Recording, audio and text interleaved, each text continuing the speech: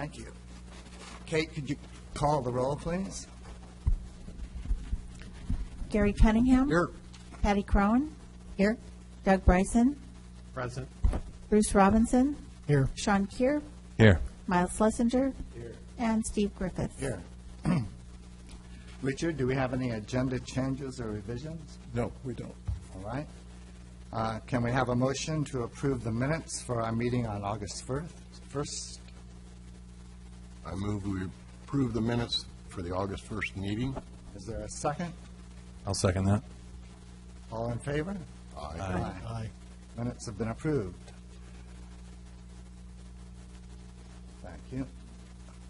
Now's the time for public comments on non-agenda items or matters not involving a public hearing. Please limit your comments to 3 minutes per speaker, and keep in mind that you are being broadcast on live television. Is there anybody who would like to speak? Sandy, please come up.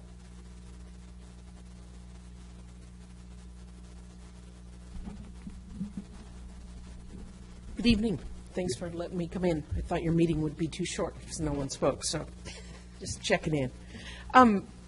In case you haven't heard, we have an eclipse coming. And I know the city's done whatever we can to get ready, but I want to say on a personal note that people should be happy about this. This is going to be pretty spectacular. Clouds or no clouds, actually, more so without clouds. But we have people coming from all over the world to Lincoln City. We have national news media coming here. We have a chance to put on our best face, mow our front lawns, cut back a few weeds, put a welcome sign out maybe, just a little something that says, "Hi, glad you're here." Just thinking about giving someone directions or letting someone pull in from a side street. And if we do that, we make ourselves happier because we're not mad at someone trying to force themselves into traffic. We've done it by letting them in. We remain calmer, and the people enjoy their visit more, and they may come back again. And I think that's the way we need to look at this eclipse, is it's an opportunity for us to look to the future and these people coming back again, because we have no control over the weather, so we don't know if we're going to be able to see the eclipse or not. So the rest is on us.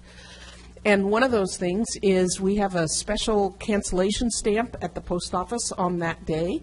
A local artist, Matt Fitzwater, created the design, and of all the special stamps throughout the state that are being used, I think ours is by far the best. He did a fabulous job.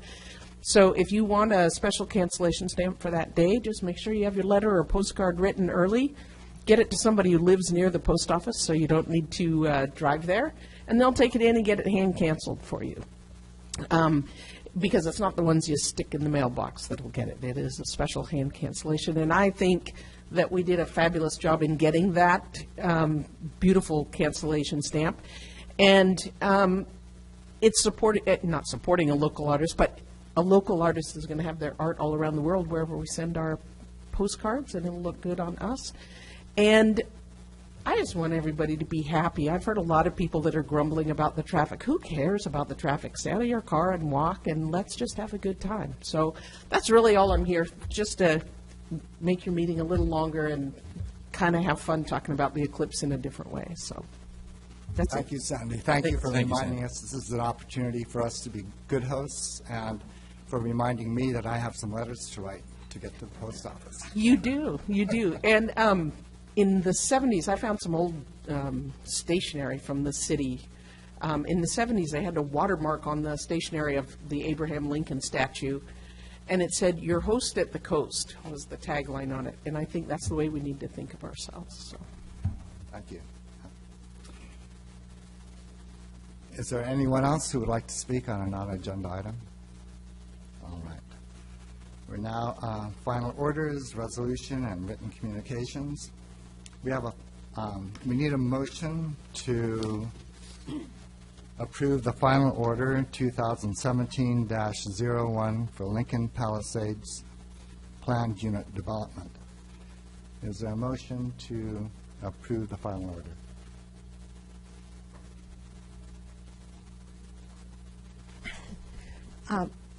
I will make that motion, but I have just one little correction on one page.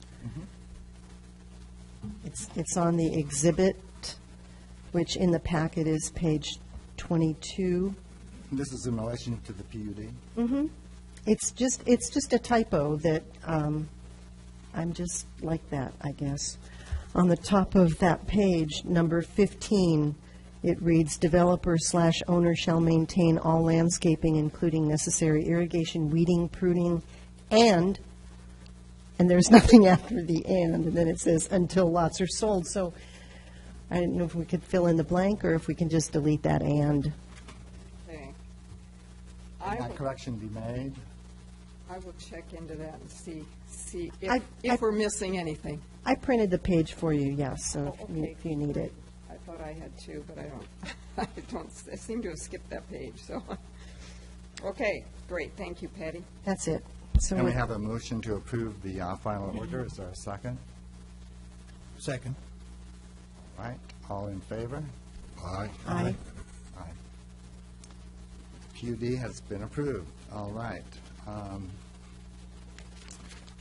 We now need a motion for continuing the transportation system plan amendments. City staff would like us to continue the transportation system plan amendments, Part 2, to September 19th. Is there a motion to continue that discussion to September 19th? I move that we continue the discussion on the TSP until September 19th. Is there a Second. second? Second. All in Mr. favor? Chair, just to be clear, it's a hearing, discussion, so Hearing, right. Okay, that thank would you. be at 6 PM, September 19th. 6 PM in this location. Got it. All right, it is now, we did vote. No, Did we vote on this? no, there's no vote. All in favor? All in favor of that? Aye. Thank you. It is now 6:08 PM. The public hearing is now open to allow public comment regarding adoption of the North Scott Gap Refinement Plan. The Planning Commission's role in this process is to consider any written or oral comments or testimony, as well as information from staff, and present a recommendation to the City Council, who will hold an additional public hearing. The City Council may adopt the Planning Commission recommendation or may take other action. Richard, do we need to discuss potential conflict of interest or conflict of interest at this time? I believe that at least one of you asked about this. I think if you have an actual or potential conflict of interest, you should make the appropriate announcement. All righty. I need to announce that I may have a potential conflict of interest as my property is in the Nell Sky Gap. Anybody else? I'll announce that I'm president of the North Scott Neighborhood Association, but that does not represent a conflict of interest. All right. The Planning Commission and City Council will evaluate the plan using 3 criteria. First, does it conform with statewide planning goals? Second, does it conform with portions of the plan that are not being considered for change? And third, does it conform with applicable provisions of the Lincoln City Municipal Code? Providing oral or written testimony at this hearing gives you the right to make an appeal to Oregon's Land Use Board of Appeals in regard to these proposed comprehensive plan changes, should you choose to do so. The failure to raise an issue at the public hearing, in person or by letter, or the failure to provide sufficient specificity to allow the Planning Commission and/or City Council an opportunity to respond to the issue precludes an appeal to LUBA on that issue. If you wish to speak, please write your name and mailing address clearly on the sign-up list at the entrance. Please speak directly into the microphone and begin by stating your name only. If you also have written testimony to submit into the record, please provide a copy to the recorder. Will the staff please present its report? Yes, thank you. I'm just going to ask our IT department to see why the projector is not going onto the screen. So, okay.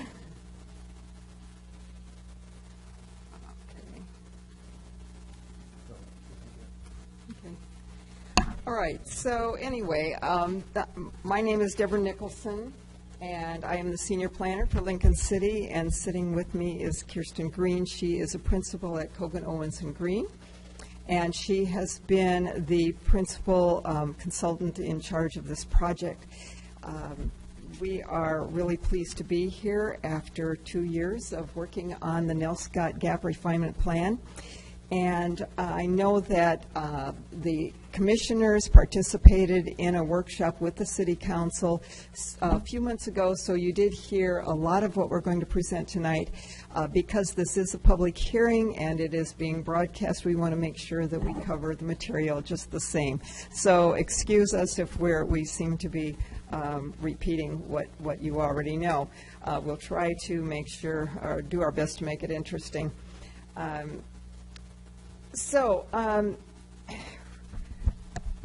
A few years ago, we had a highway project, as you probably all remember, and it added a third lane, a turn lane, in the Nell Scott Gap area. It also added a traffic control light at the 32nd intersection and realigned that intersection so that it would be straight across the highway. And as we were in the process of accomplishing this, it also added bike lanes and sidewalks. A very nice improvement. I had a concern, we had a concern in the planning department that this is going to spur development in this area, and we are not necessarily prepared to know what it is we want. We did know that we wanted to make sure that our land was well utilized and that we had a street system that extended beyond just the highway frontage. So that was the inspiration for applying for a transportation and growth management grant. We did get that grant, and it was generous initially, and then over the past 2 years, the ODOT has agreed to pay a little additional money to make sure that we had a project in the end that worked for them as well as for the city of Lincoln City. So we got a grant from the Transportation Growth Management program. It is a state program of ODOT and also the Department of Land Conservation and Development. Our project contract manager is here this evening, David Helton, and he's with ODOT, and he has been very helpful throughout the project in helping us along to the end result here. We wanted to make sure that we developed a neighborhood in this area that had a lot of vacant and underutilized land in a way that would provide affordable housing. It's in a great location. It's close to the schools. It's close to shopping. It includes an area that is the only really industrial growth area we have in town. And, of course, it's only about a half a mile from the beach, and we have open spaces both to the north and to the south. So it seems to have everything, all the ingredients for a great neighborhood. And in addition to that, for the most part, it's outside of our tsunami zone. And so even though we have other areas in town that could accommodate new growth, this is one that will be in good shape, we hope, when we have a tsunami. So we put together a project advisory committee, and we asked organizations in the community to send us representatives. So we have excellent coverage, and you can see from our project advisory committee list, we had the fire chief at the time, we had a county transit, we had the neighborhood, Nell Scott Neighborhood Association, the tribe of the Confederated Tribes of the Silex, the school district, BAMA, the county engineering, sustainability committee, Oregon of the small business office at the Oregon Coast Community College, 2 ODOT representatives in addition to David Hilton. We had Ron Tierney, who was working at the city as our financial advisor and had a lot of useful information for us on how we can finance things. Patrick Wingard is our Department of Land Conservation and Development representative. We had people from the Chamber of Commerce, the Park Board, and Barb Gibson is a business owner in Nelscott. And Adam Plummer, a student at the time, served on the committee. It was hard to get him here because students tend to be busy. But our project management team on the staff included myself, Richard Townsend, Lila Bradley, the the Public Works Director, Stephanie Reed, our city engineer, Allison Robertson from Urban Renewal. And our consultant team, as I mentioned, includes and is headed by Kirsten Green. Lawrence Kamara is here with us this evening also, and he'll be up here in a minute. Reese and Associates Engineering. Bonnie G. Yosik is economist, and DJ Heffernan also is an economist. So we had all areas of expertise. I want to mention before I move off this slide that we also engaged with several of the property owners in the area, and we found that they generally were very enthusiastic. I don't know if I can say all their names right now, but we had, right at the beginning of the project, we reached out to all the property owners and had an opportunity for individual conferences for the owners of the largest parcels and an opportunity for all property owners to come and participate several times throughout the process. So let's see here. I mentioned the Project Advisory Committee, and the stakeholders included not just the property owners, but also the Nelscott neighborhood and the population at large. We had lots of different opportunities to participate. Kirsten suggested that we bring someone up from LA who is, James Rojas.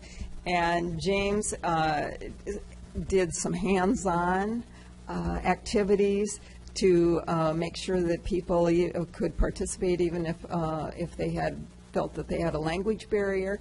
We had events at the community center. We had events here in this building with school groups, and also at the La Roca restaurant in Nelscott. We had some Spanish language events. So that was great.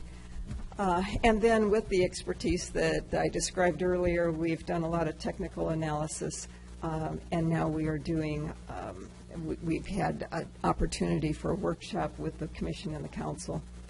We've done some refinement, and we're at the process now where we're proposing it for adoption.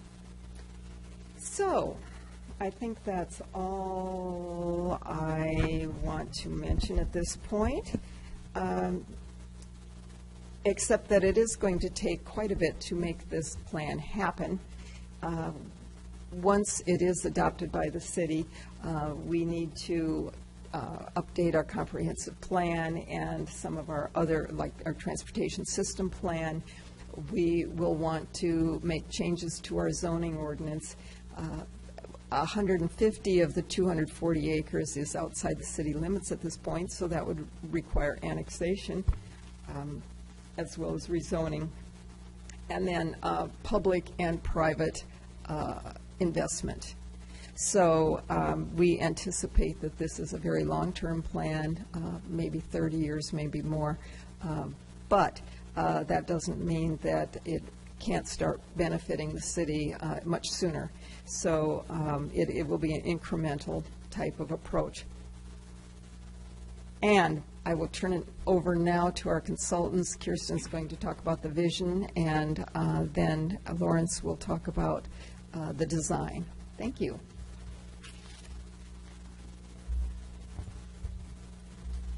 Thank you, Chair Griffiths, Planning Commissioners. Thanks for having us, and always to the city for engaging us in this process. It's been an absolute work of honor, and it's a very exciting jumping off place to be with you tonight.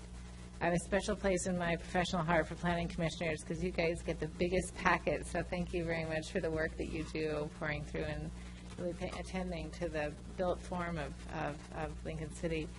So again, just the tip of the iceberg here for our consulting team. Deborah just gave a great intro, so I'll just dive right in. I have my clock out because I'm going to try and stay to our half-hour timeline guide, and with time for obviously comments and any questions from the commission as well as members of the public if they're here. So I'll just hit on the high points of the vision and kind of pull it up there. As Deborah mentioned, this is a long-range plan. And but we can take actions to get it underway today, which would be smart. So I would consider this, if you will, a jumping off point for implementation. If you choose to recommend it to council adoption, that is the first step. The Project Advisory Committee did recommend this version for adoption to you. So there's no pressure, but just an opportunity to move it forward if you feel the time is right. So obviously a focus on economic vibrancy, building on existing Nelscott, but uniting the two sides of the of our main street in Nelscott so that it feels like one cohesive whole and people are able to access safely both sides of the highway now when you have that light. 32nd, 23rd, I always get them mixed up. 32nd. Nelscott is a welcoming tourist environment. Appreciate Sandy's comments earlier, but not just during solstice or the summer, but for also provides an opportunity for year-round residential enjoyment. There's a large emphasis in this plan on creating value for property owners. So obviously when things are brought in for annexation, they become development ready. So there is as you annex and work and invest in this area, there is a great opportunity for uplift and reinvestment for the entire community. Opportunity for lifelong learning with the proximity to really your education hub with South Coast Community College and the high school, right to the south of study area, and by all means safe travel by a variety of modes, walking, biking, taking transit, or driving, to actually minimize the need for people to cross 101 to be able to live basically in East Nelscott, if you will, without having to cross. So that's built into the design framework. I think that Lawrence is going to pick up here. I'm going to pick up again with some slides at the end about implementation. But Lawrence, if you don't mind taking 5 minutes or so just to go over kind of the conceptual diagram. You've seen this plan before. It's been growing over these past year or more. And I always like to emphasize that this is really about building a whole new neighborhood, or a village, if you will, much along the lines of the kind of Nelscott village that you already have here. So taking that kind of a pattern of a mixed-use walkable neighborhood that has a center, has distinct edges as well, has a gradation of different types of housing, from more compact to more broad, bigger homes.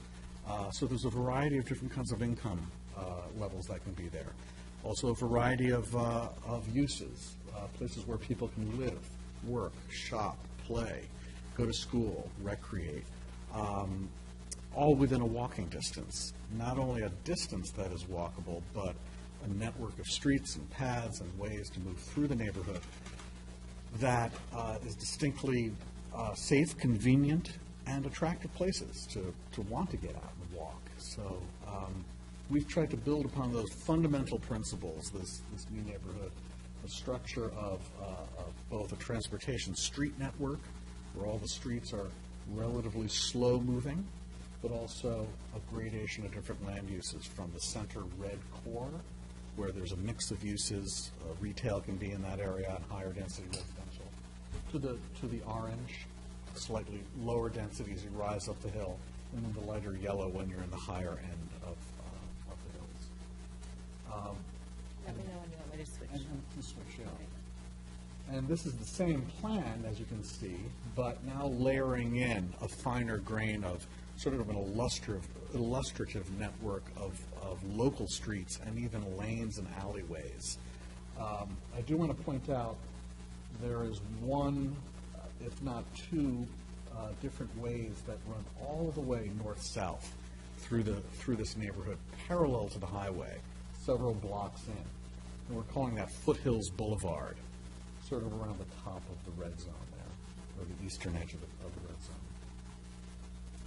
And that Foothills Boulevard is meant to be a connector off of the highway that connects from one neighborhood center to the next one further up north, so that eventually more of a local way to move off of the highway as well as use the highway. And you can run parallel. Locals will know this route.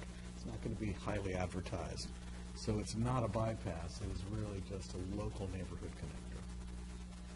The finer grained network of streets lets you walk up and down alleyways, much like in Olivia Beach, working with the same basic principles there, that you've got carriage houses and garages off of a back alley, and then beautiful front porches that are facing out onto the main street and the sidewalks where people are strolling up and down. This is the transportation street network, red being the more major highway that's existing. That orange street, Foothills Boulevard again that I mentioned, that's going north-south, as well as a couple going east-west. The green streets are more of a smaller network of local streets, and then even the blue streets there are the lanes that I was speaking of.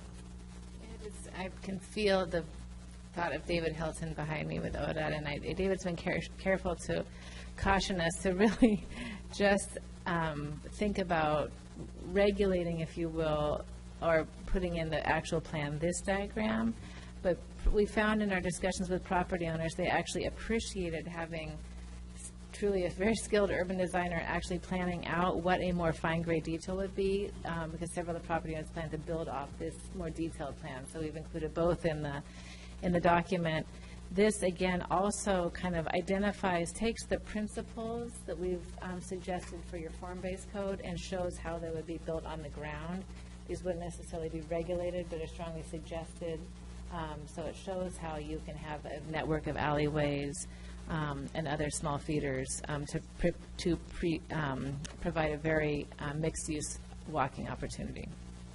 Thank you for that clarification. Yes, those local networks are illustrative of how it could be built out with each property owner. Can I ask a question about the transportation? Is there any thought to dedicated bike and pedestrian-only paths without vehicle access? You should talk in about the area? north-south, yeah. Lawrence, would you like to talk about the Agnes Creek kind of boulevard, north-south? Right along the edge. Non-slip lane. The non-slip lane. Right. Right along the edge of Highway 101, across the edge of, and we'll have some photographs or some images of that a little further on. But we have Baldy Creek that is very close up to the highway there. So the proposal has been to, first, the restoration of Baldy Creek and broadening that out, because right now it is a highly incised and doesn't look like it's anywhere near its natural state. So bringing a little bit more of a cutback there, that's a project that would have to be done onto its own. But right on the eastern edge of that then would be a bike and pedestrian only lane that then buildings would face out. So you're getting this nice layering and buffering from the highway.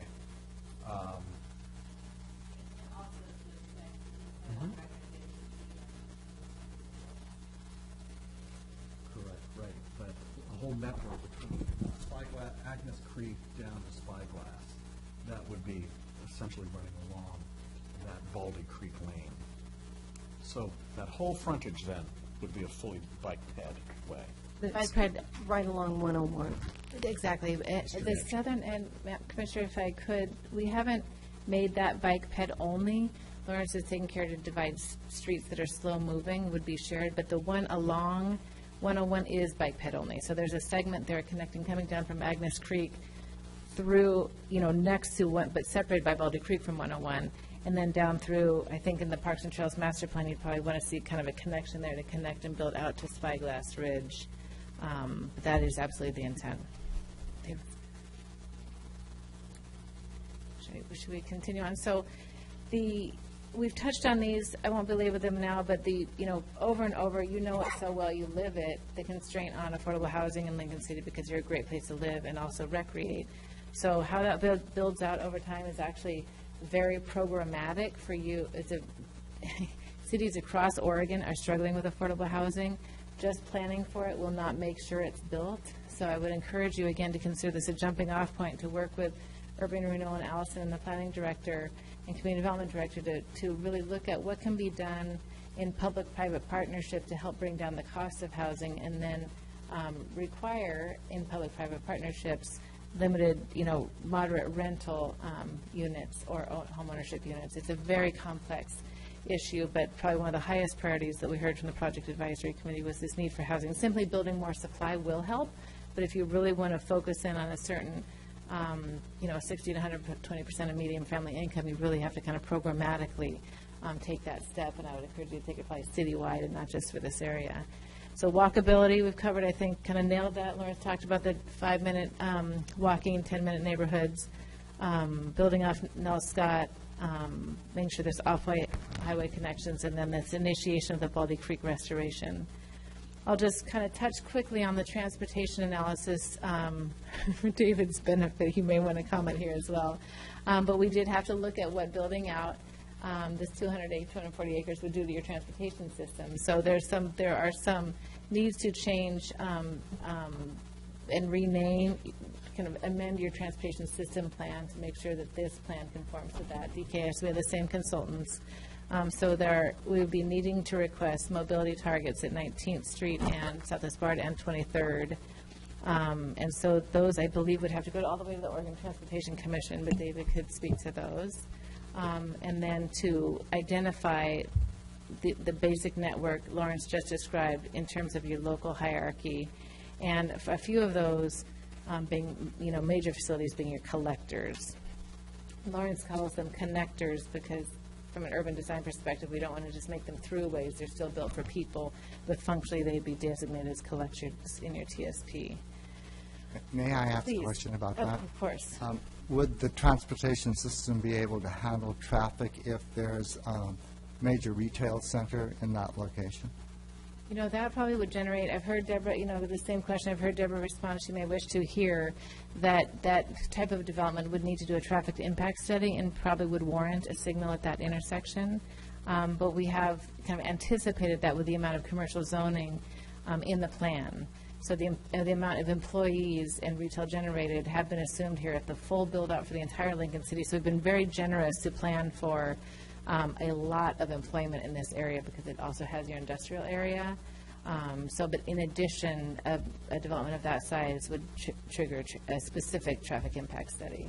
Deborah, is that accurate? Yes, we do have in the plan, we talk about an intersection improvement at 23rd and 101. And it shows that it would already be failing. We'd need to adjust our mobility targets in order to allow that development to occur. So anyway, yes, it has been a consideration. Thank you. Yeah.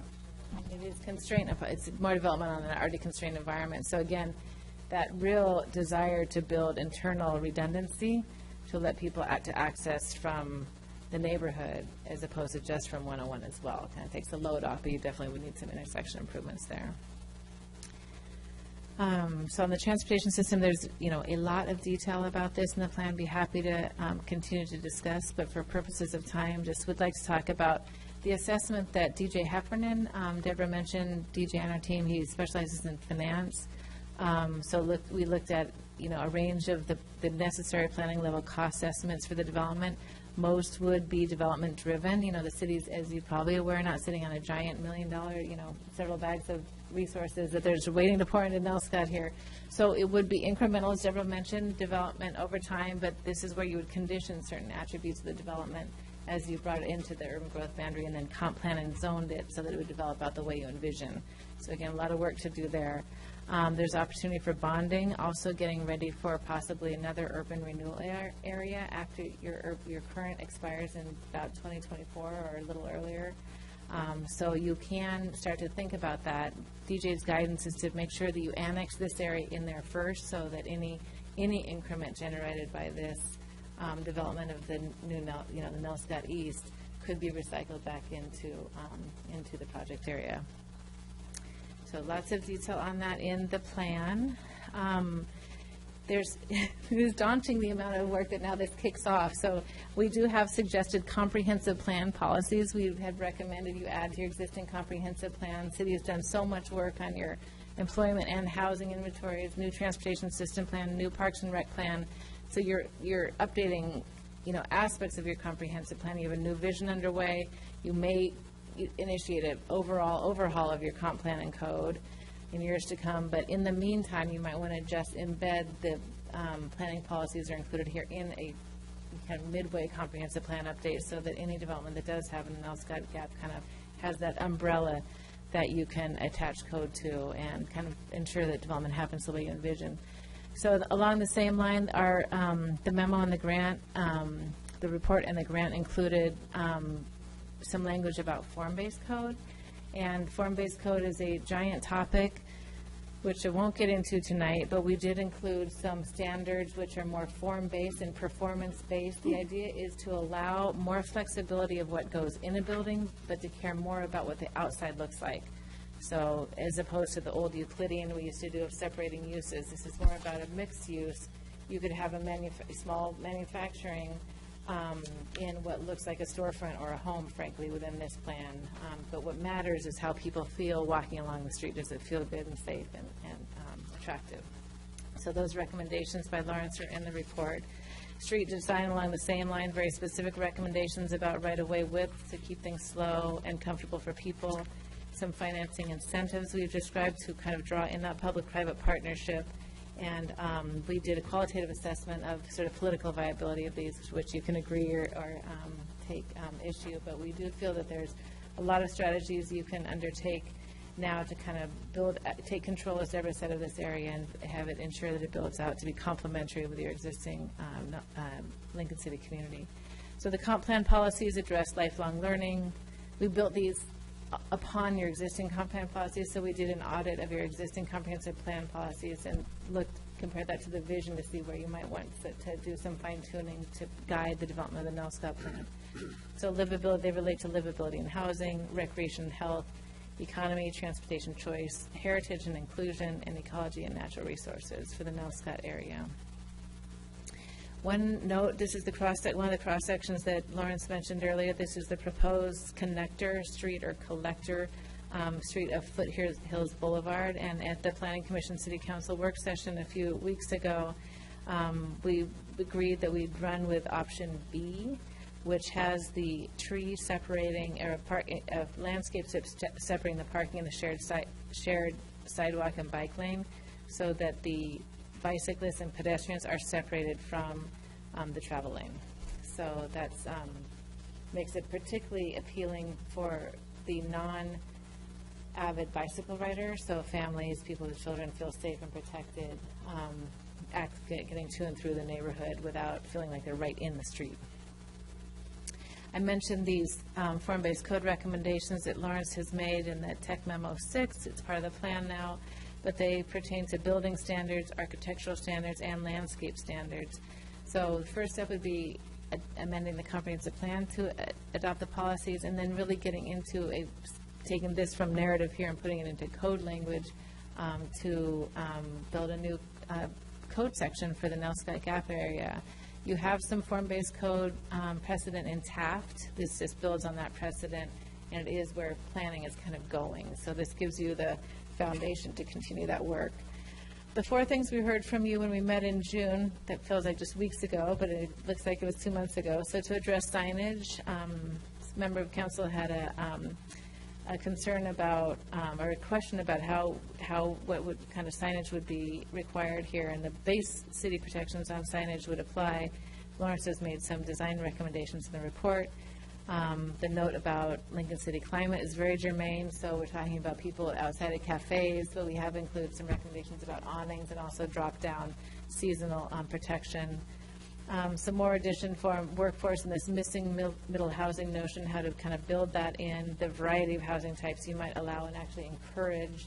There's quite a bit of work going on in the Portland metro area to actually encourage this type of missing middle housing. It's a bit of a term of art.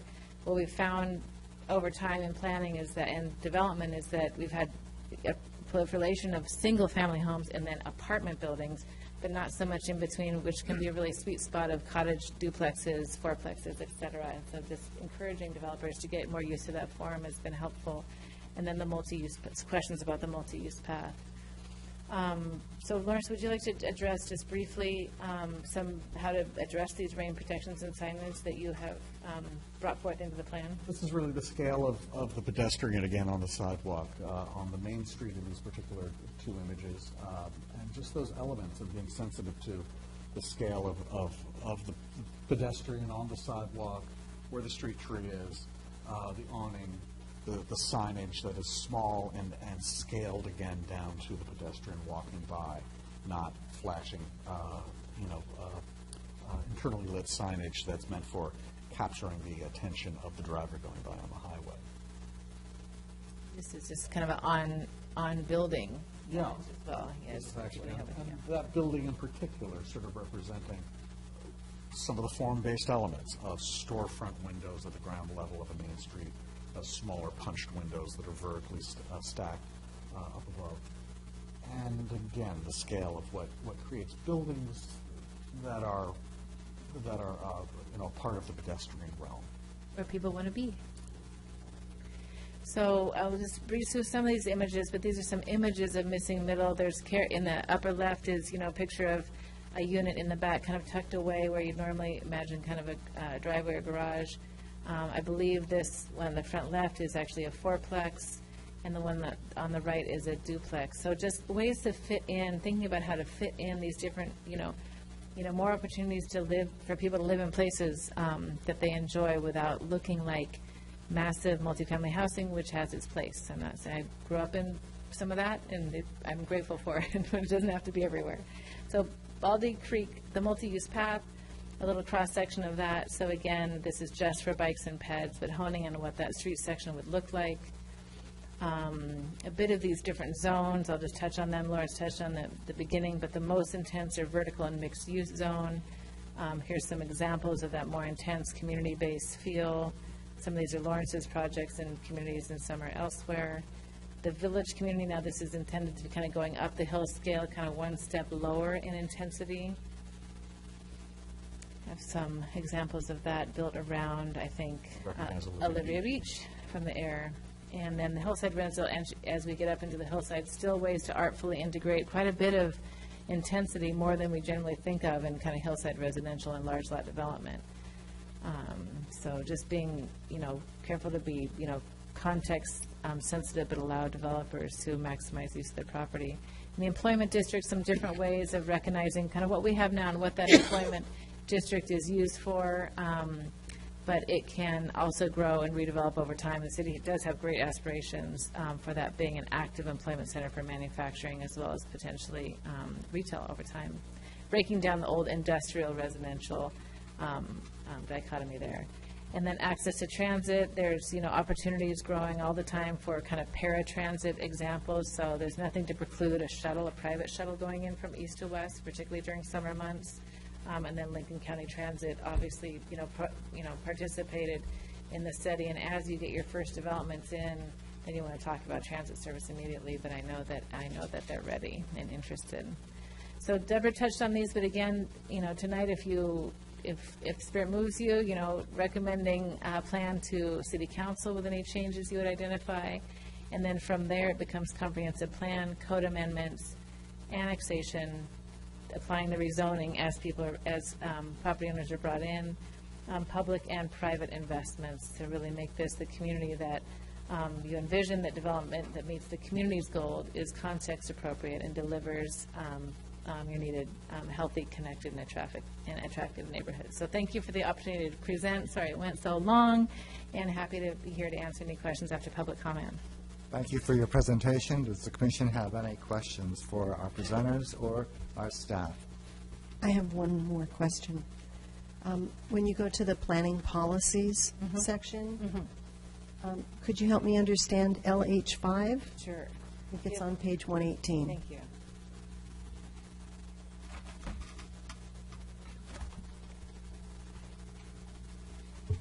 Does that have a plan page number as well, Patty?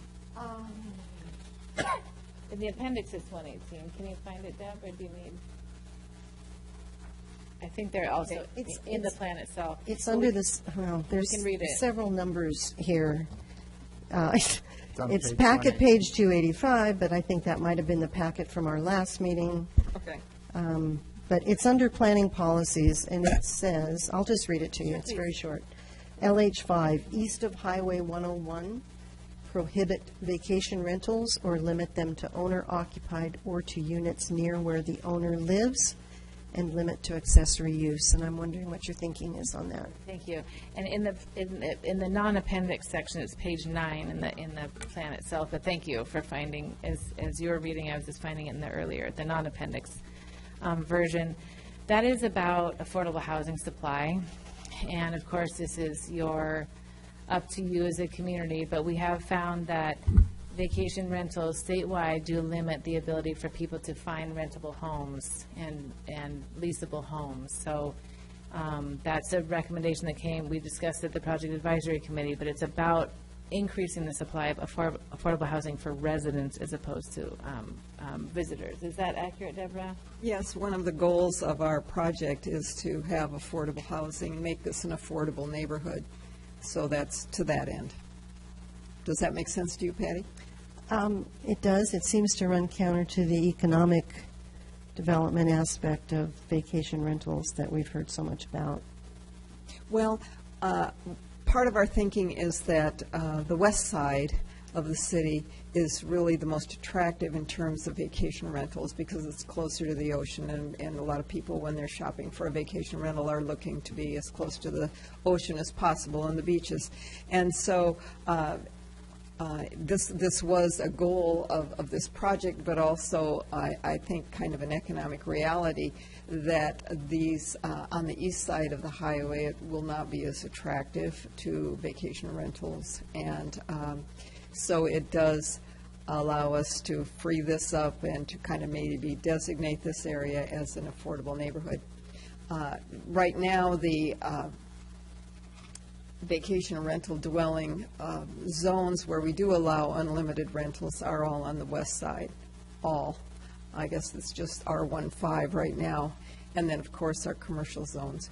So we don't really have any unlimited vacation rental dwelling use on east of the highway. Please. No, I would just think it looks like a lovely area to vacation. Right. Walkable, bikeable to the open spaces, but thank you. You bet. I was particularly impressed to hear from some of the retailers in Nelscott and on our project area that the lack of affordable housing is actually impacting economic development because folks, they can't find employees. The affordable housing is such a challenge that it's becoming an economic development constraint itself. Absolutely. Yeah. So I that's totally the agree east with side. that. Yeah, the east side focus would be for year-round residents is the idea. Any further questions? Thank you again. Thank you. Thank you. So now is the time for public comment and testimony. Each person may have up to 3 minutes to provide comment. Please state your name only for the record. And our first sign-up person is Mark Bowman. Welcome, Mark. And Cameron Schwab? Sure. Can we share time? You may share time. So I'll give you 6 minutes. Perfect. Thank you. Just first of all, I would like to thank everybody for the opportunity and the time. This is very important to our family, which is basically the Bowman and the Schwab family. So important that I actually commuted from Tamuning, Guam, which is where I reside. From where? Tamuning, Guam, small island in between Japan and Australia. Speak into the microphone. Okay. You might want to pull them closer to you. Okay. But I did want to thank everyone for allowing us to win. This is very, very important to our family. We've owned this piece of land. It's been in our family for over 30 years. And the reason I wanted to come was just to express, our sincere desire to work with you folks. And we've been neighbors, although I've lived all over the world the last 40 years. I do keep coming back to Oregon. With that, what I'd like to do is turn it over to, I got the looks and my nephew Cameron got the brains, so I'll let him do most of the speaking. Great. So thank you. Yeah, we just to echo what you say. We appreciate all the efforts and the vision that's been come up with here from all the folks that are involved. But we'd like to bring up just a couple concerns and discussion points. And we had an opportunity, Deborah and myself, to connect last week very briefly on the whole plan and to get a little bit of time to get up to speed on it. And then just before the meeting as well, just started to talk about some of the concerns and I guess comments as well. One of the first ones, so there's about a 20-acre box, and I don't know a really good way to describe it other than right off of 101, there's the 31st Street that comes and ends, and then there's probably 400 or 500 feet, and then the 20-acre property. And we noticed that there was, oh, perfect. Thank you.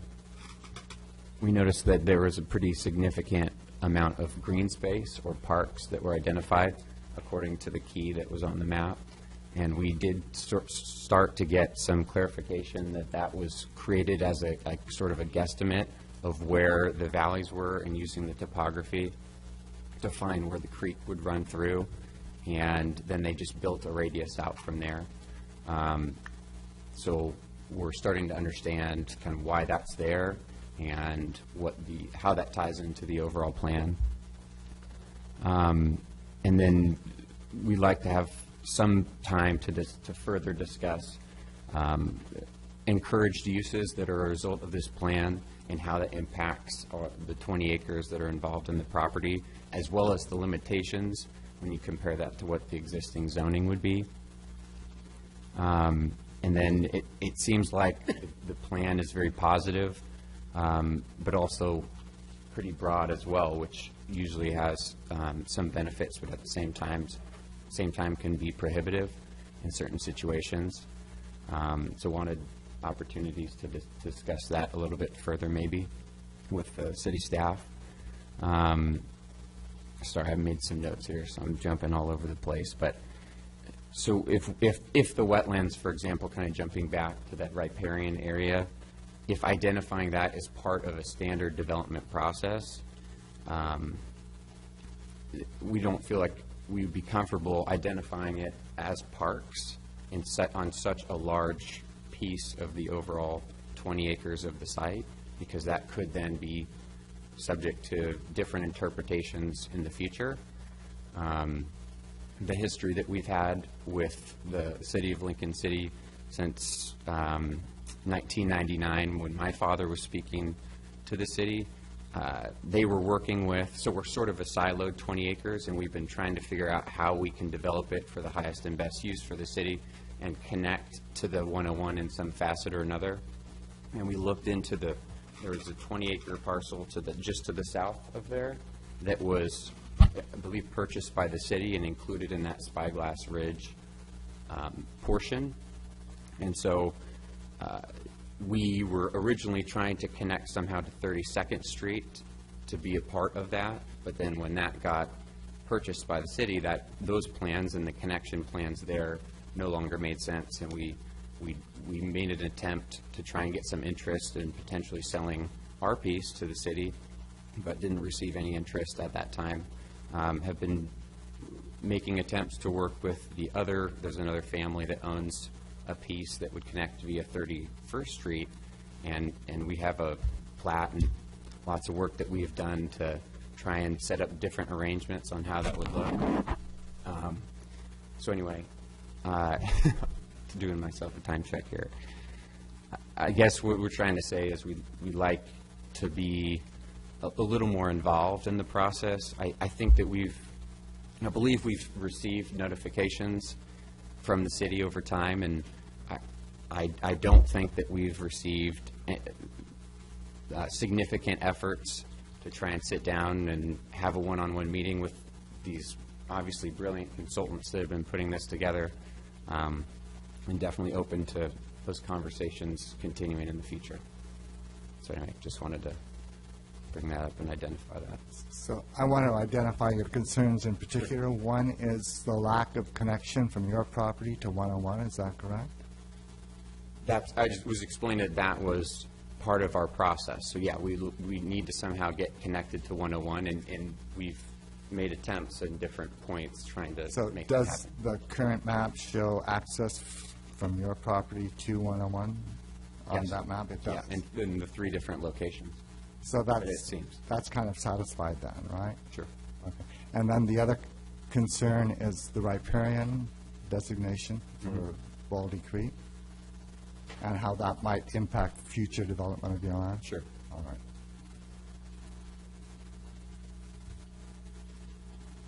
Any other questions? Thank you very much. Thank you.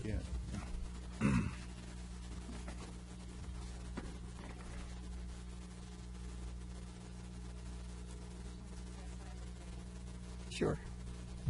I think, is that all right with you? Is there any other person? So, yes, you might count, yes. Just noting that we should really rename the green, because there's no intention to designate all those as parks, so that's easily misunderstood, and we should probably identify, just be more specific with the final plan, and so we could take that as a kind of a recommendation with any motion tonight to clear that up. The main, Lawrence, do you mind just showing where the main park identified is, that we have worked with the property owners to identify where that park would go, which is in the center of that village green there. And the rest are associated with the riparian streets and creeks, which are already delineated in your comprehensive plan and have safe harbor setbacks. So we haven't, in this plan, we're not suggesting any further regulation to be added to that. Deborah? As I explained to the Schwab family earlier, we have designations in our geographic information system that are taken from older data before computerized mapping. And so they are not as precise as they could be. Typically, when somebody comes in to do a development and we show a designation of a significant wetland, we contact the State Department of State Lands, and then somebody there will follow up and tell us what needs to be done. Basically, they may require a delineation or a determination. First of all, is there a wetlands? And then, if so, exactly what is the extent of that wetlands, and would the project impact on that? So it's an indicator. It's not a precise delineation of a wetland area. So depending on, in reality, whether that is smaller than what's shown here, then, we would adjust accordingly. Is that delineation part of your property? This creek here.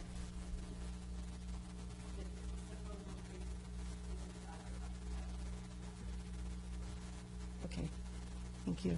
And if I could just add that the notion of actually labeling that as park was more along going through that whole process of first delineating that, is there a wetland there, is there a stream, would there be jurisdictional requirement for land to be set aside for not being developed. Then would be the next step of asking, is this potentially a corridor that might be a desirable park corridor? So, when we spoke earlier that Spyglass Ridge and Agnes Creek would be connected, not that particular alignment, but the one that's coming south of there is also along a stream corridor. So the suggestion would be, would there be a trail system that could be developed along that, the edge of that riparian zone that could become a larger park network? So, further decisions in the future by. I do think we need to relabel that, though. I do think we need to relabel that, though. I appreciate family bringing that up. Greenway may be, and we've referred to it as a greenway in the past, and that may be a more accurate name for it. Agreed. And then to have some associated, to make sure there's associated text that just, confirms that. Thank you. Yeah. Great point. Steve? Oh, excuse me. In this you have a process, question? we're not zoning land, right? Or am I wrong? No, we're Your not. question, please? I'm asking, in this process, we're not really zoning land at this point. We're approving a plan that would have a general overall look at what the land's use might look like, but the zoning time would be when we'd be really concerned about not crossing your property rights with some kind of a zone that would inhibit you from doing what you want with it. Well, and typically, Gary, when we have somebody come in to propose a development, we are talking to them about most likely a planned unit development for a property this size. And so part of the consideration for a planned unit development is things like wetland determination and then also density. It allows a shift of density on the property. So just for the opportunity for the developer to avoid issues such as wetlands or steep topography or something like that, so they can cluster the density in a way that avoids those sensitive areas. So, yeah, there's a lot of opportunity.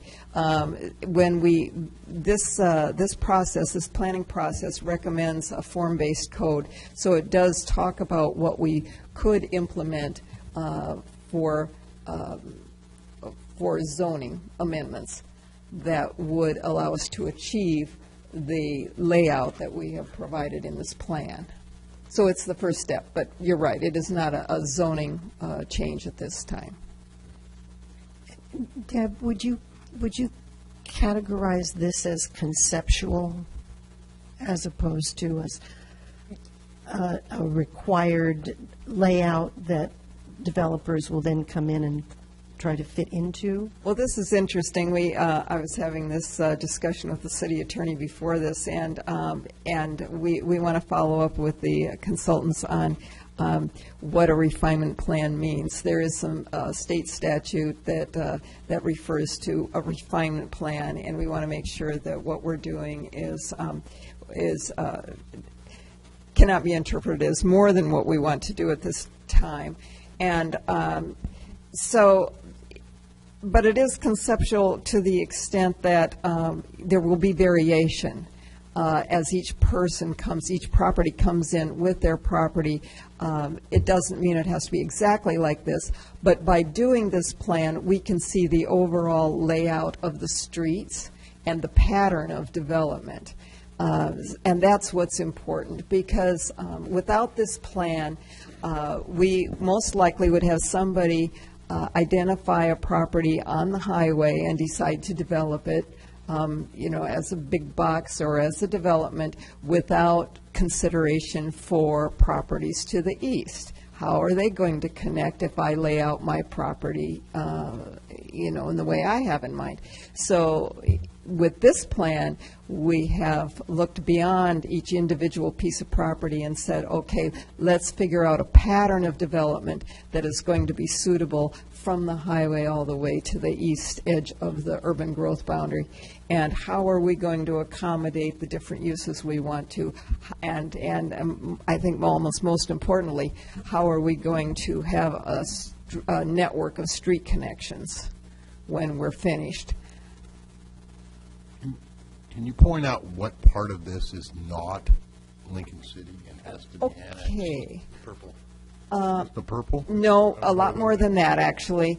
Out of the 240 acres in this planning project area, 150 are outside the city limits, and pretty much that whole rectangular area that extends, Lawrence calls it a panhandle, but that whole area that extends east of the highway in that panhandle is actually county zoning.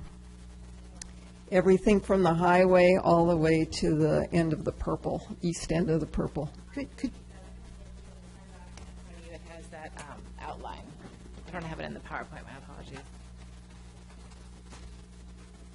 Say that again in your microphone. Page 7 in the plan document has the existing city limits shown in orange as opposed to everything else that's... So the white on page 7 would be the part that's county at this point in time and not city? That's right, because it is basically a zoning map, and so all of our zones are in color. The county is outside the city limits. It's All of the white that's within the urban That's growth where- boundary right. is in the county. And so the Schwab property would be just south of that line. the Schwab Seem to property be- is in the city. Yeah. It looks like just south, R1. Right, in the city, Right, but just south of that. just south of it. You probably noticed that we didn't suggest zoning. I mean, to your point, Commissioner, the Nelscott refinement plan doesn't suggest zoning densities. It talks about this gradient. So when you do go apply zoning, that'd be the time, and property owners are rightly watching, does it increase or reduce my property value? But the intent is to build property value and not restrict it here, and to allow more missing middle housing types. And it sounds, hopefully compatible with what the families had in mind for their legacy. Further questions? Thank you. Does anyone else in the audience who did not sign up wish to speak on this issue? Is there any comment from representatives of public agencies? Okay. If there is no further comment, is there a motion to close the public hearing on the record? A motion would close the public hearing and the record on the refinement plan. I second the motion. Who seconded? Bruce? Bruce, thank you. All in favor? Aye. All right. What is the pleasure of the commission? Is there a motion to forward a recommendation to the city council? I move we forward this recommendation to the city council. Is there a second? Seconded. Second. Any discussion? Certainly, I'd like to include the concerns of the Schwab family in our recommendation. I know they'll get an opportunity in front of the council to express those concerns too, but, I'd like to incorporate those concerns in ours. Well, I think that what they were concerned about is that they were not being, I guess, zoned into not being able to do what they want, property. And then, would it be possible for the language change to occur before it comes before the city council? I'm thinking that if we just incorporate. Yes, we could do that, yeah. Not change the language, but incorporate that as a concern to the city council. I would recommend, if I may, Mr. Chair, that we do change the green parks to greenway language and make sure that the plan represents that. We don't want there's enough in our world to be worried about. We don't want unnecessary folks to look at a map, which is so easy to do. I know I do. Look at the photos and the maps, and they fail to read the narrative, but we want to make sure that the legend is not misrepresentative. So I would recommend that we change that from parks to greenway, and then make sure the narrative in the plan defers to the city's current setbacks on wetlands and streams. This plan does not propose changing those. So do we want to include that in our motion?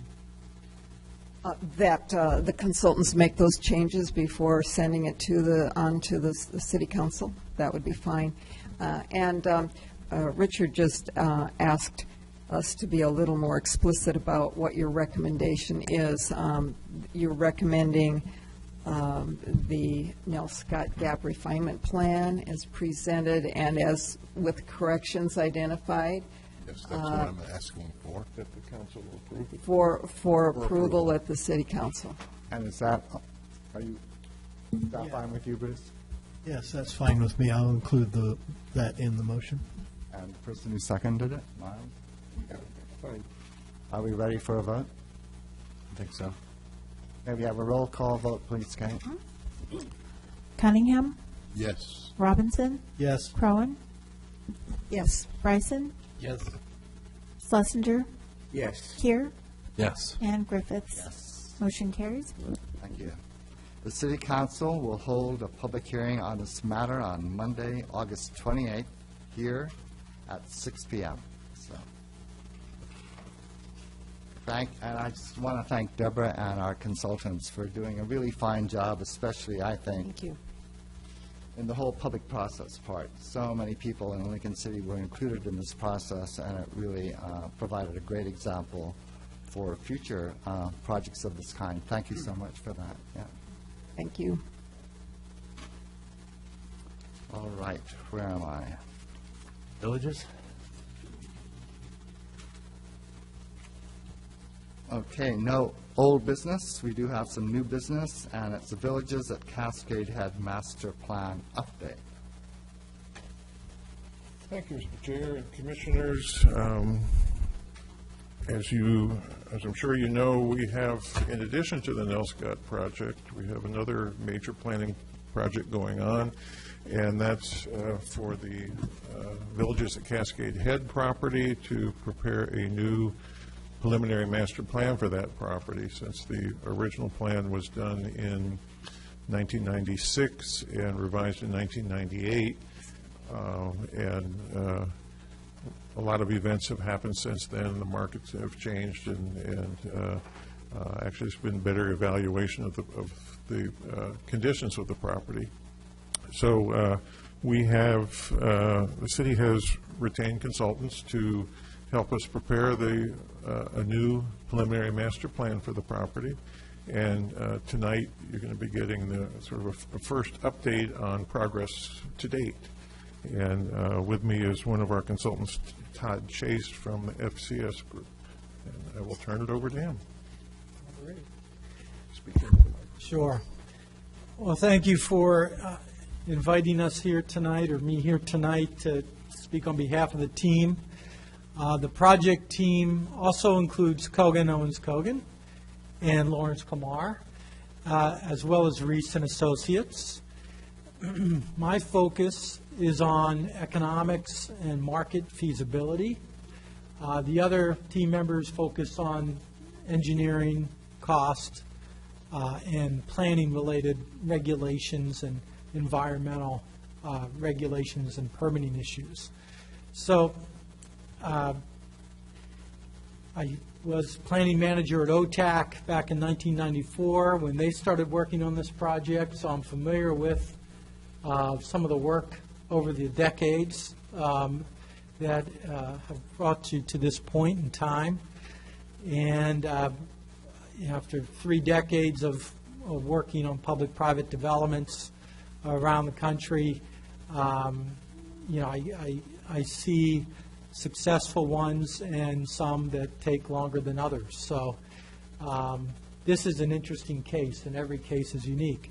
So what I wanted to do tonight was just highlight some of the market and economic issues and findings that I think any developer would probably recognize if they're considering some type of a development agreement with the city in the future. As part of this work, we drew from our prior work on your housing needs analysis and economic opportunity analysis that was adopted, I believe, earlier this year, and supplemented that with interviews with property owners, real estate brokers, and developers that are active in both the Valley, the Portland metro region, and the Oregon coast, and some current data trends as well. And what we found basically is that Lincoln City is likely to undergo slower and steadier growth than probably a lot of the other boom and bust resort towns we work in. The pace of development now, after the Great Recession, is about 1/3 what it was before the recession in terms of levels of private investment and developers' ability to get financing and homeowners' ability to get financing. So definitely we're at a slower, maybe more sustainable trajectory in terms of growth. When the original master plan was done back in 1998, I don't know what the absorption forecast was, whether they thought this would be a 20-year plan or so, but if it was a 20-year plan, this is now a 60-year plan, given the pace of development. So So when you look at it long-term, you begin to try to think about the villages in terms of what can you achieve in 10-year increments. And maybe there's, 3 or 4 distinct areas that our project team will begin to identify based on some of the engineering and public facility requirements and the pace of market absorption that will likely occur. I'm not going to address that specifically tonight in terms of, where you draw the line in terms of phases, but I want to color that with some of the trend and market data, because ideally the 10-year phasing strategy should be consistent with market supportable development. We found that Lincoln County actually is growing a little bit faster than the state projected a few years back. The county added about 500 people over the year to date from between 2015 and 2016, about 200 dwellings. A lot of that has been occurring in Newport for different reasons. Meanwhile, Lincoln City's population remained fairly flat over that same time period, yet you were adding about 40 units, dwelling units at that time period. So what does that tell you? Population flat, but adding dwellings. I think it's basically saying that households are shrinking, baby boomers retiring, of course, and fewer younger families can afford to live here. Will that trend continue? A lot of it depends on your land availability and how much supply you have for homes priced at $225,000 or below, which tends to meet the median family income requirements for the county. Current inventory of homes priced at $225,000 or below is about 60 listings. Some of those may not be real listings, but that's what I picked up on the Zillow today. Based on the last 2 years of absorption, that would probably only last about 3 months before those are sold, if they were existing homes. But they're not. Some are basically being marketed as build-to-suit homes. So it's a very tight inventory. The apartment market is probably also pretty robust, as is the single-family detached market or attached homes at that $225,000 or below price point.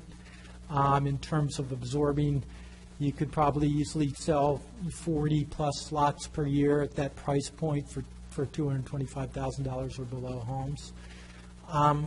Apartments, in our housing needs analysis, we identified the need for about 480 apartments over 20 years, and that includes a good deal of pent-up demand. So that's real demand. Right now, Newport is building more multifamily apartments than they've probably ever built in this year than they've ever built. So we know there's a market. Some of those are being delivered by private developers, 60 units in a complex. So that's a good sign for the coast. I think we're going to see success in Newport, and that could trickle over into Lincoln City as well.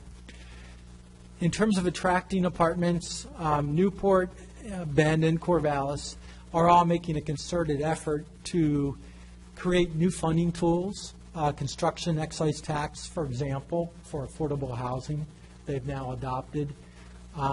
They're lowering their system development charges for smaller dwelling units to make them so they're no longer the same cost as building an estate home, as is probably the case here, and as is in most communities in Oregon. You pay one rate for a single-family detached home, whether it's a large house or a small house. And so Newport has gone to a graduated single system development charge that takes that into account. Those are tools, along with urban renewal, that you can start to use, as well as you already control the land. It's an excellent tool that I've seen in other communities where by controlling the land, you can begin to write down the cost to dictate some of the terms that you want to see in terms of the desired development you'd like to see on that site if you're going to convey it to a private developer or a nonprofit developer, for that matter. So we're seeing some innovation with the apartments to deliver those workforce housing units to communities. We think the Villages of Cascade Head is probably an excellent near-term market for accommodating both townhomes, some of these smaller lot, single-family detached homes, as well as senior care housing.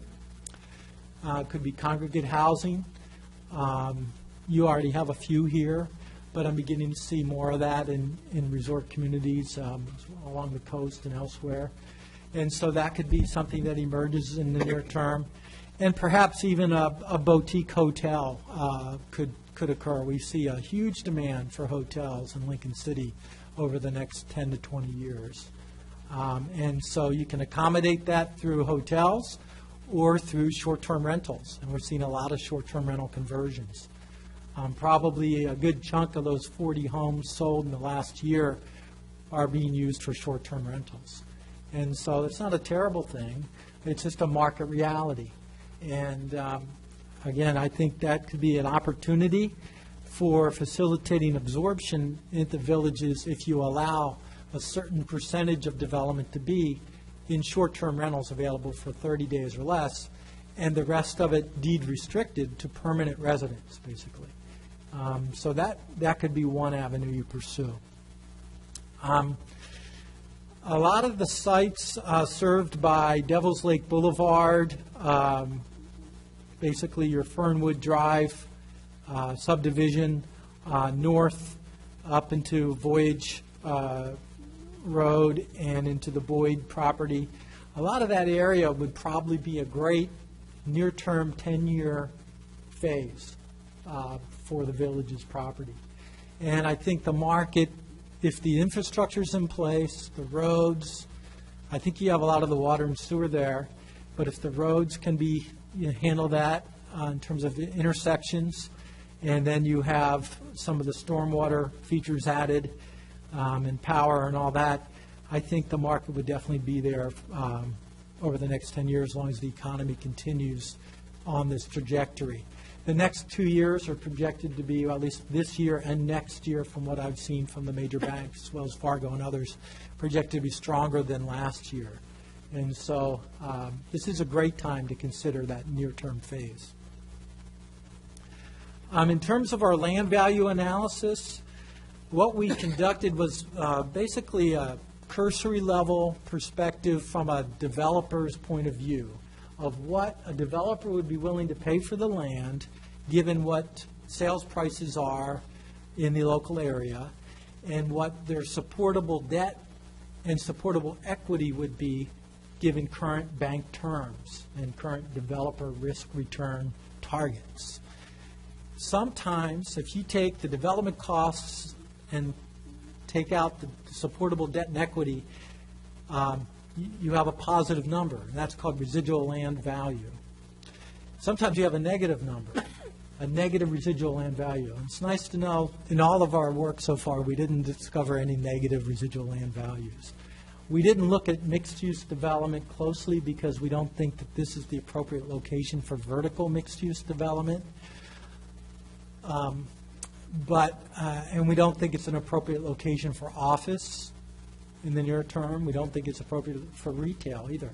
But I think it would be a great location for the uses we mentioned, the hotel and the single-family detached, the townhomes, and the senior care housing. We found that the residual land values, if all the infrastructure was in place and you had basically shovel-ready sites, which basically need to be graded, and maybe some alleyways could be constructed or small local streets, the residual land values would probably range from about $35,000 to $50,000 for the townhomes per rooftop, and then they'd go on up for the single-family detached, depending on whether it had a view or not. So $60,000 to $100,000 per lot for the detached homes. Yes? What size lots are you talking? Well, it would vary. We're typically thinking with the townhomes, it would be about 12 units per acre. And for the detached homes, it would vary. It'd probably could be anywhere from 8,000 to 10,000 square foot lots. Why is vertical development not appropriate in the area? Well, it tends to be more expensive, and there's less of a precedent for it in this particular location. If you're talking about vertical development in the traditional sense of housing over commercial, we don't feel like there probably wouldn't be much of a demand for the commercial, and so you've added that cost to the developer, and so it's probably not going to pencil. Horizontal mixed use, on the other hand, where you allow, say, a daycare facility next to as part of a PUD, that could work. Or a hotel as part of a PUD, a senior care housing facility, that could probably work. So mixed use is appropriate or If isn't it's appropriate? horizontal, I call it horizontal. versus Horizontal vertical. mixed use, okay. I see, Nelscott being ideal for maybe more of the vertical and perhaps more of the apartments because it's transit served, close to shopping and that type of thing. This area, hillside development, less so for apartments. Another You see question. it as a location for short-term rentals, is that correct? Well, I'm glad you brought that up because I think that's where the economics enters into the equation. That's what I didn't understand about your presentation. What are the benefits of short-term rentals for this particular area? When we did the housing needs analysis, we concluded that the city could add approximately 130 short-term rentals and still keep the same ratio as it has today of short-term to long-term housing. Now, I'm thinking that some of those could certainly go here, some could go in Nelscott, some could go elsewhere in the city. The advantage of short-term rentals from a property owner point of view, if you buy a duplex, you can live in one and rent the other out. And so it becomes an income producer, especially if you're on a fixed income, and it could become a good investment that way. But at the same time, you want to limit short-term rentals to some degree like they do in Bend and other cities so that you keep your neighborhood character. So you have most of the people living there are permanent residents, not, new people every week. And so I think it adds to the neighborhood character by keeping it mostly permanent residents. So there's a couple of different ways to deal with it. But I do think it's important to accommodate some short-term rentals. Wouldn't it inflate land values and make it more difficult for affordable housing to have short-term rentals? Well, if you're the seller of the property and you're inflating land values, it's a good thing. And so, I see that as kind of a balancing act. I think, again, short-term rentals will probably induce absorption, make it more profitable for sellers of the property and developers. But at the same time, you want to balance it. It's definitely the trend we're on. Our market analysis in terms of hotels indicated that you could add over 3,000 hotel rooms and over the next 20 years. And I doubt you're going to add that many. So there's going to be a huge demand for short-term rentals. And I think the city will just need to manage it somehow. But I think it does increase the land value. And when you're dealing with steep topography and expensive road construction, having higher land value is not necessarily a bad thing. Another question is, we have such a dearth of low-cost housing, and yet this isn't the kind of land that's going to be conducive to create that kind of facility on it, right? I mean, so if we have pieces of it that are, I guess, it sounded like we had 400 in demand almost automatically if we had the units to put out there on the market. For apartments. Right. Is there some availability already there that looks like it, that we could use almost instantaneously that way? Yeah, so there'll be many different ways to address your housing needs. Apartments is one. That's a complicated way. Typically, it's in fairly larger developments of 4 to 5 acres per development, and maybe 60 units and above to get the economies of scale they need. It's not easy for private profit-oriented developers to finance apartments without some type of assisted financing through tax credits and that type of thing. So, and the market rates for your apartments here are about $1.20 per foot, which is on the low end of what a developer would probably want to build. So I think to get an apartment project, you're going to need to work with a nonprofit mostly to build a near-term apartment project, or maybe have this construction excise tax incentive that other cities are beginning to adopt, which is a fee per square foot of new construction throughout the city that could then be used as incentives to help the developer write down the cost of delivering those units. So they get complicated. That's why you don't see the market delivering it automatically. The easier one for the market to deliver is the lower cost single-family detached home or attached home. And I think that's going to be the near-term solution for a lot of your affordable housing needs. In other coastal communities like Florence, we're seeing PUDs of manufactured housing that are priced at about $125,000 to $175,000 per dwelling unit. And I think that could be a good avenue in this location. I think this site's big enough to carve out some 10-acre, 20-acre buildable subdivisions that the private market would respond favorably to for that type of use. Thank you.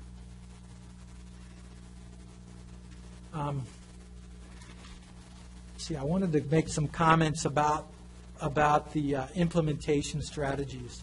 I know you've gone out to bid procurement on I guess it was the Fernwood subdivision. And as I mentioned,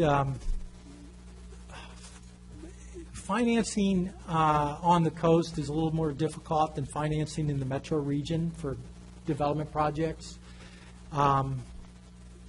Most contractors and a lot of developers are as busy as they could possibly want to be today between Eugene and Portland and then in the Seattle area. So, but 10 years from now, there's not going to be as much supply in the Portland area, and they'll be looking elsewhere, of course, for other opportunities. I think ideally, it's going to be tough to attract national resort developers to this site. As I mentioned, it's topography challenges, there's climate challenges, there's 90 conditions of approval attached to the master plan. There's unknown engineering challenges and costs associated with some of the roads and when those will be built. So I think right now the challenges are outweighing the advantages.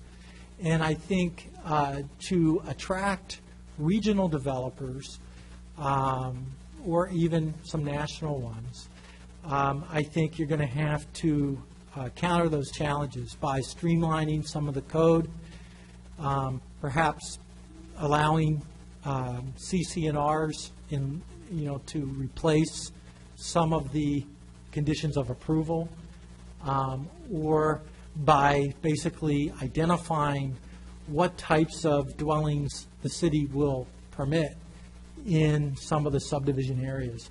So if you limit it to 12 housing types, then the developer will know, and then it takes some of the guesswork out for the development community. The other thing I've seen successful for cities to attract developers is a two-step process at procurement, with the first step being what I call a request for interest or request for qualifications. Some cities call it a request for expressions of interest. And it's not a outright procurement.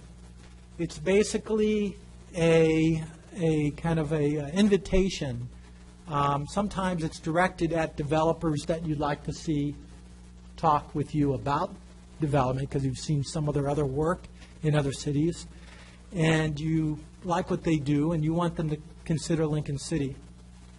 Sometimes you'll advertise it in national publications. I've advertised some in the Wall Street Journal to see who'll bid. And you'll be surprised sometimes you might get some foreign developers. But you want developers with a proven track record.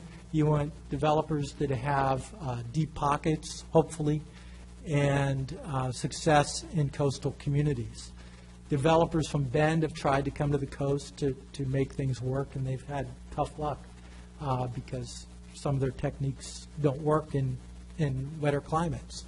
And so I think the two-step process would give the city a chance to first, as I mentioned, kind of identify what your phase one 10-year program should be, and determine what the engineering costs would likely be and what the city's willing to invest in over and above what you've already invested in, and to streamline some of the regulations, perhaps, and really focus on what you want, and see it from a developer's point of view. They're going to want to see the market absorption numbers. They're going to want to see the comparable sales numbers. They're going to probably want to see other things. But basically, once you have that information, I think it would be a nice conversation with a few developers to see how interested they really would be if you went to a short list or a direct procurement to see what they would be willing to bid in terms of land, disposition, proceeds, plus any other site infrastructure costs you'd like them to dedicate. And so that's a little different approach. And as I mentioned, within the Area 1 south of Voyage to 101 along Devil's Lake Highway, there might be a couple of different opportunities within that. There might be the Fernwood subdivision. There may be the town center area. There might be a third or fourth area as well, where you're looking specifically for a mix of development that's consistent with the city's goals and objectives for the site. So that was our takeaways from the initial review of the market and some of the findings from the interviews, and be happy to ask or answer other questions for you. Any questions for our presenter? I had a question about the urban renewal aspect of this. Did you look into that, find out what advantages the city has, what we can offer developers because of the 20% urban renewal ownership, if that's the right word, of that property?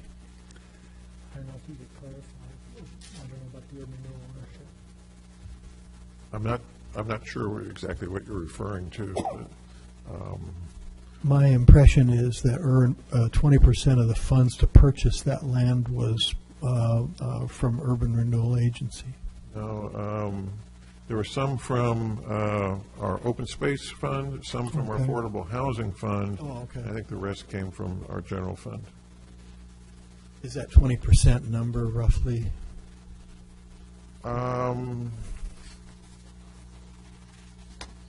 Yes, it's about right.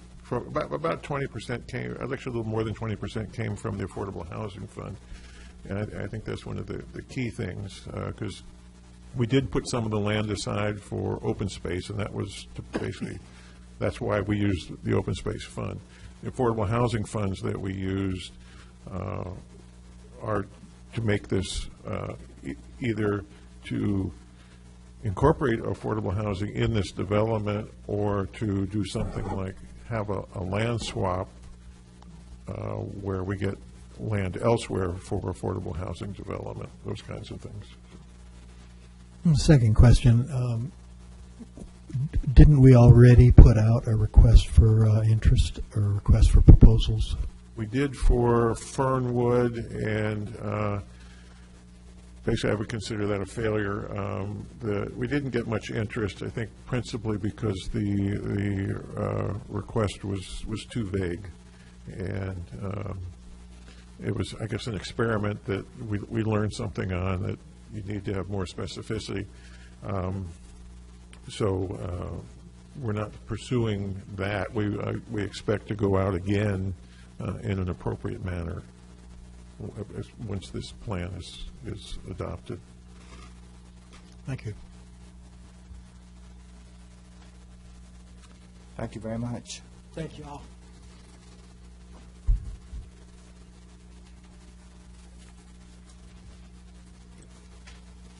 No planning commission training is scheduled for this evening.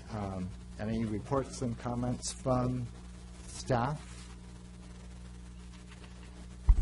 Any reports and comments from commissioners?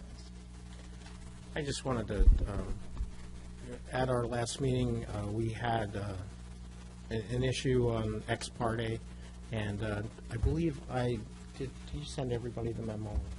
We can't hear you, Richard.